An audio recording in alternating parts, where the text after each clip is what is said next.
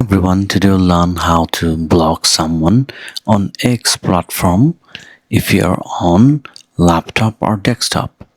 So you have to log in first, then come here to the search option and click, and then search the page that you want to block.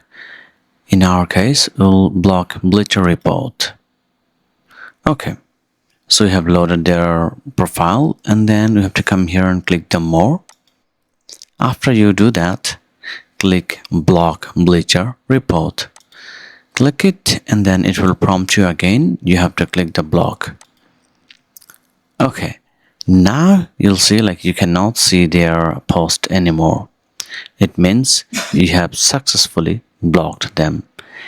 They will be able to see your public post though, so make sure about that. So if you like the video, please thumbs up and subscribe to our channel. Thanks a lot.